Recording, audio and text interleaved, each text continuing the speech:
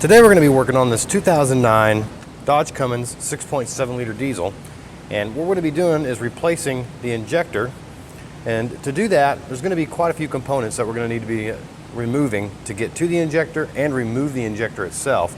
And to start, obviously we're going to start with the battery removal, or disconnecting the battery at least, to make sure that we don't have any power surges, power spikes, things like that, because we do have with the valve cover and harness installed a connection going to each injector. So we've actually already removed the valve cover gasket, and we do have a video on how to replace a valve cover gasket if you need instructions on how to do that. So we're down to the injector itself, and now we're going to show you the other steps involved in getting this injector out and putting the new injector back in, as well as all of the torque specs that are going to be involved, because you will want to follow the torque specs to the letter on replacing the injectors. So again, our battery is disconnected. We have our cover and valve cover off already. So let's get into this injector and show you what needs to be done. With everything on the top out of the way, we're going to go ahead and need to start removing some components to get to the injector. And to start, we're going to start with the actual fuel line itself. Now we have a connection at the fuel rail here for one side of the line, and then we have a connection on the other side of the line that feeds back to the actual feed tube for the injector. Now we're going to use a 19mm wrench to loosen those up.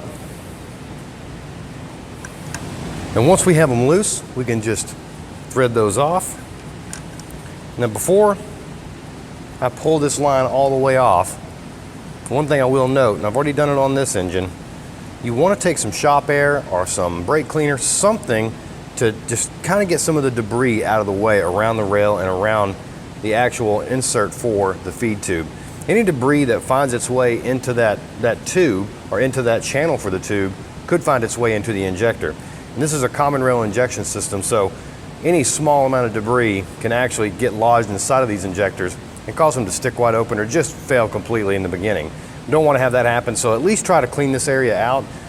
We're in a fortunate spot here because this engine is on the stand. I know it sounds a little bit harder when you're thinking about it in the truck itself, but best case scenario, if you can just get some shop air to this area, compressed air of some sort, or some way of cleaning out the area just to make sure we don't introduce debris into the system. And so with that said, we'll go ahead and remove the fuel line. Now we have a retaining nut that's actually sitting on top and holding down the feed tube going into the portal there for the injector. And what we need to do is we need to get that retaining nut off first, and it's a pretty tight spot here. So what I'm recommending and what I'm using is a short 15/16 socket, because that'll fit right in that little spot. It snugs up to the side of the head, so you're actually going to have room to get an extension in there as well, and then you can break that free and have a little bit more room to work. So in the case where you may be working with the engine in the truck, this actually gives you a little bit more flexibility to get an extension in, whether it be a 6-inch or 3-inch, and work that retaining nut off.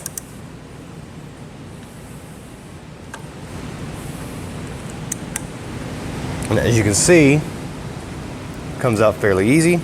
We want to set that to the side. We know that we're only doing this injector, but if we were doing multiple injectors, it's always good to just keep what you pulled from each cylinder with the other components for that cylinder. On this particular piece, it shouldn't matter too much, but just on the safe side, always just keep everything with the cylinders it came from. So we'll put that to the side. And with that line off and that hold down off, we can now just grab that feed tube, give it a little wiggle, and now our injector feed tube or crossover tube is accessible. We can pull that out.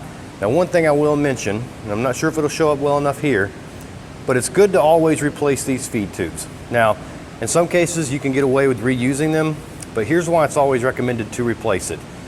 That seat, this is a crush fit or a torque to yield component, meaning once you torque it down, it creates a seat on that cone when it's torqued against the body of the injector.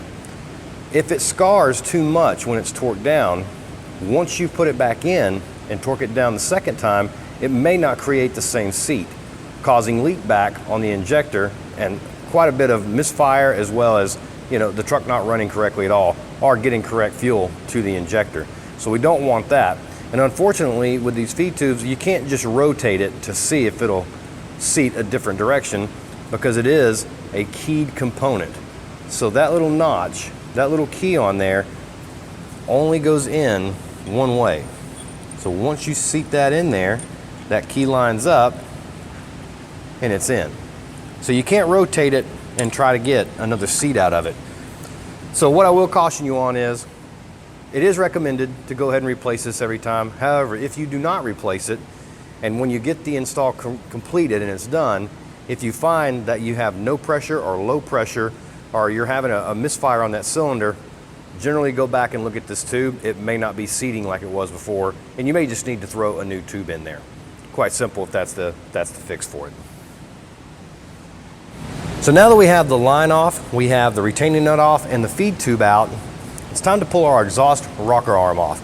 We need to remove the exhaust rocker to access the hold down bolts for the injector.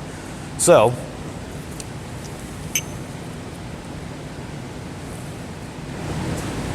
we have a single 13mm nut holding the back side of the rocker arm on here. And then we're going to have a 10mm nut holding it on in the middle. Now I apologize, that was actually a 14mm, not 13. All right, we have that broken free.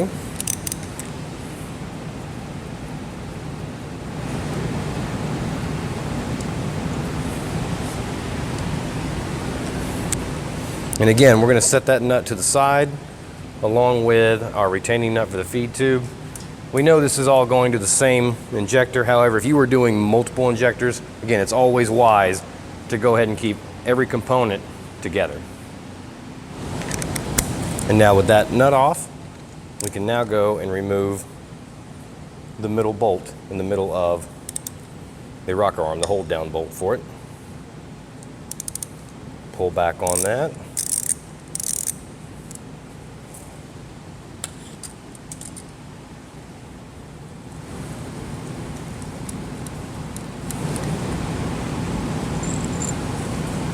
And there's our hold down bolt. Set that with the other components we removed from here. And then as you can see, that rocker arm just pops right off. And then we can set that onto the side. And so now that we have the rocker arm off and everything else out of the way, we have two injector hold down bolts, one on each side of the injector. There's actually a bracket that holds it down. Those are going to be 8mm bolts. So we're going to pull those out.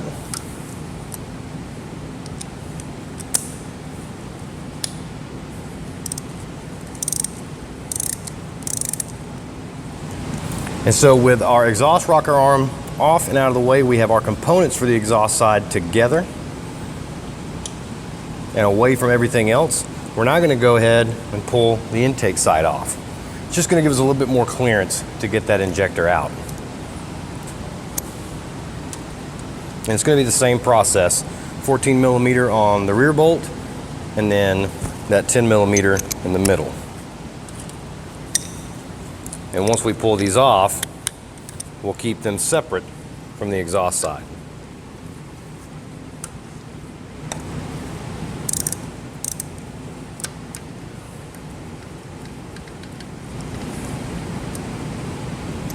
So now that we have our rocker arms out of the way, we can clearly see the injector here. The next step is going to be removing our actual hold down, injector hold down bracket. And the only thing left at this point is actually removing the injector itself. Now this is going to be in there pretty snug. Usually these things have, many tens of thousands of miles on them, and they seated themselves pretty well, and they have a good seal holding them tight. And so because these have been in here for so long, and they are going to be not necessarily seized, but pretty tightly, compressed in there, you want to get it at least moving freely. I found it's easier just to grab a pair of channel locks and just easily start guiding it back and forth until you can get some movement out of it. Now you want to be careful doing this because this is a vital core, meaning when you purchased your injector, you're going to have a core charge on that, and you're going to want to be able to return that core in. So just go easy on it. Just give it a few back and forths until you start getting some movement out of it. And then once you have it moving freely, I just took a small pry, nothing massive, nothing that's going to cause any damage to the actual cylinder head itself or the injector, and I just went in from the back side. There's a lip under here, grabbed it, put my hands here, and just gave it a light tap. Didn't take much at all once I had it spinning freely by using the channel locks. And so now we can remove that injector and get that pulled out. And as you can see, we have some buildup on the nozzle itself. Definitely probably going to have a lot of soot and some maybe possible debris in the actual fuel inlet. So it's good that we're replacing this injector today. And so one last thing you want to do before you reinstall the new injector, just double check your area, make sure it's good and clean. There's no debris that's going to drop down into that port before we put the new injector in. Now to complete this installation, we're going to need two things. We're going to need a foot-pound torque wrench as well as an inch-pound torque wrench. There are multiple torque settings for this injector installation that we have to follow to make sure that we don't have premature failure on these injectors. And the first is going to be on the injector hold down bolts. Now those have two settings, two torque specifications that have to be met. The first, and so now with our 44-pound set, we'll go ahead and start torquing down our hold down bolts for the injector.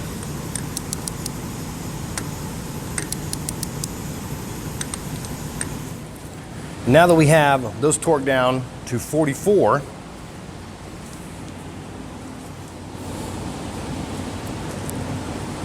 we're going to go ahead and replace our feed tube.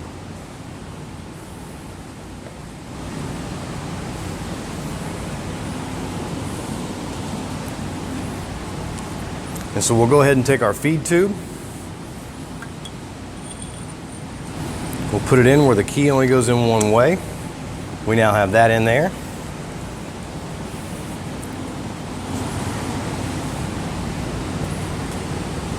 We'll take our retaining nut that we held off to the side. Go ahead and run that down just barely finger tight.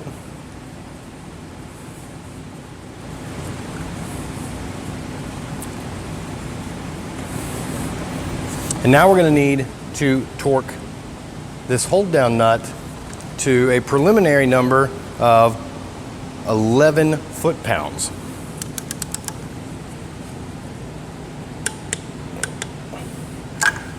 So there's 11 foot-pounds on the hold down. And so now we can go back to the hold down for the injectors.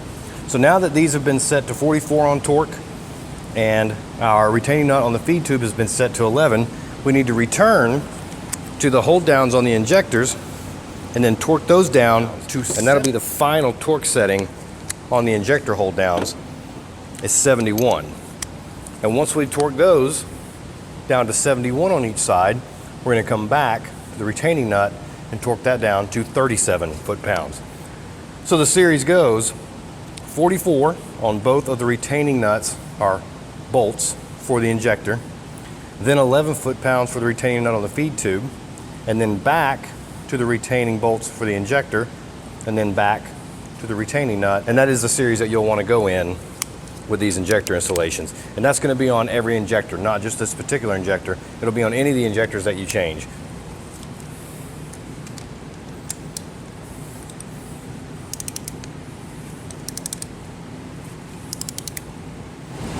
So now that we have our injector replaced and our feed tube replaced and both our torque settings set for these particular items, it's now time to put our rocker arms back on. We'll go ahead and start with our intake side. And we have our connector and our bridge here for the valves. Remember that dot? I'm going to bring that over. Make sure that dot is facing me. And what I'm going to do here is I'm just going to give it a slight turn just to get the nut on. I'm going to roll my pin and get my hold down bolt in place. So I don't want to tighten that down too much just yet. If I do, it's going to make it harder for me to get the exhaust rocker arm back on. So I'll get those in and at least a few threads in so that it doesn't move around on me. Then I'll take my exhaust side, put my connector back on there, and I'll do the exact same thing with the exhaust rocker.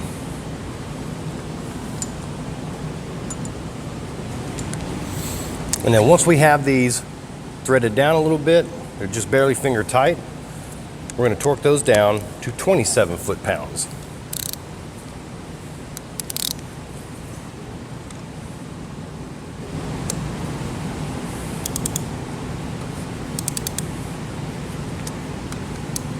So now that we have our injector back in, our torque specifications right on our hold down for the injector, and torque specifications right on our feed tube, we have our rocker arms back in, torque specifications correct on those. Now it just comes back to replacing our fuel line here, the one that connects the feed tube to the fuel rail. We'll put our valve cover back on. We'll make sure we get our connections back on our terminals for the injectors.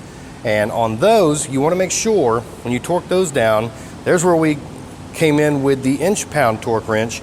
And that inch-pound torque wrench, you're going to want to tighten down those harness bolts to 11 inch-pounds.